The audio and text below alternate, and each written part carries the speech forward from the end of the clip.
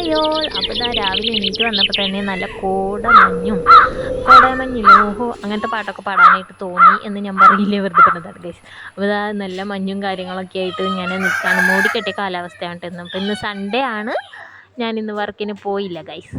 ഇതാ നമ്മൾ വൈകുന്നേരം ആയപ്പോൾ മഴയൊക്കെ തോർന്ന് ഇച്ചിരി വെയിലൊക്കെ കണ്ടപ്പോൾ നമ്മളിതാ പുറത്തേക്ക് ഒന്ന് ഇറങ്ങിയതാണ്, പിള്ളേരെയും കൊണ്ട് പുറത്തേക്ക് പോകാമെന്ന് പറഞ്ഞിട്ട്. അതെന്താ നമ്മൾ എവിടെ പോകാനായിട്ടൊരു സ്പോട്ട് കിട്ടില്ല പിള്ളേരെയും കൊണ്ട്. പിന്നെ എന്തായാലും എന്നും പോകണോടത്ത് തന്നെ പോകാമെന്ന് പറഞ്ഞിട്ട് നമ്മൾ തൃശ്ശൂർ പാർക്കിൽ പോവാണ് കേട്ടോ.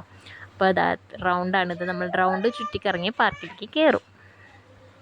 അപ്പോൾ വീഡിയോ ലോങ്ങായിട്ട് വ്ളോഗും കാര്യങ്ങളൊക്കെ ചെയ്യണമെന്നുണ്ട് നമുക്ക്, പക്ഷേ ആഗ്രഹം മാത്രം ഉണ്ടായാൽ പോരല്ലോ, അതിന് വേണ്ടിയിട്ടുള്ള ടൈമും കാര്യങ്ങളൊക്കെ വേണം.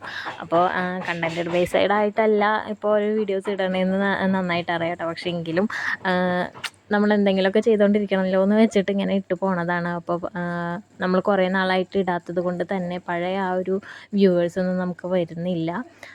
എന്തായാലും അത് മെച്ചപ്പെട്ട് പോകുമെന്ന് തന്നെ പ്രതീക്ഷിക്കുന്നു. അപ്പോൾ എല്ലാവരുടെയും സപ്പോർട്ട് വേണം നമുക്ക് ഒന്നുകൂടെ കരകയറാനായിട്ട്.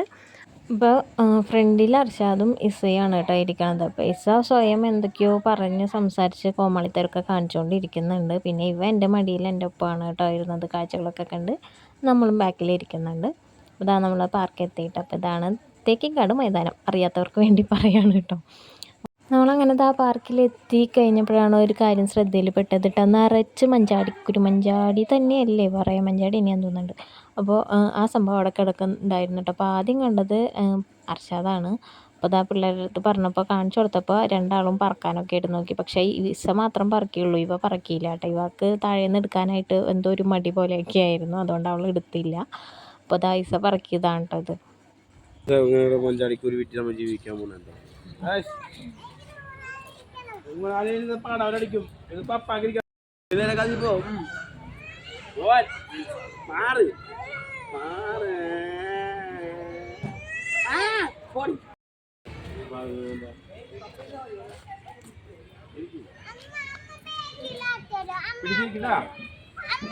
ഇത് വേണോ?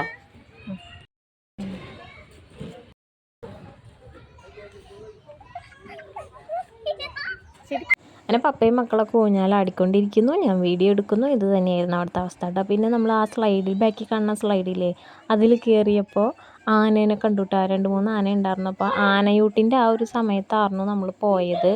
ആനയൂട്ടിൻ്റെ മുന്നത്തെ ദിവസം എപ്പോഴാണ് പോയത് കറക്റ്റായിട്ട് ഓർക്കുന്നില്ല. അപ്പോൾ ആനയൊക്കെ ഉണ്ടായിരുന്നു. അപ്പോൾ അതൊന്നും വീഡിയോ എടുത്തില്ല ഗൈസ്. വേണ്ടപ്പെട്ടതൊന്നും ഞാൻ എടുക്കില്ല, അതാണ് എൻ്റെ ഒരു പ്രശ്നം. അതിൻ്റെ പേരിലാണ് ഞങ്ങൾ വഴക്ക് കൂടുതലും ഇടണത് കേട്ടോ വ്ളോഗ് ചെയ്യുമ്പോൾ. അത് കാരണം അങ്ങനെ കുറേ വ്ളോഗൊക്കെ പോയിട്ടുണ്ട്. അപ്പോൾ പിന്നെ അത് കഴിഞ്ഞ് ഇതിലിരുന്നു.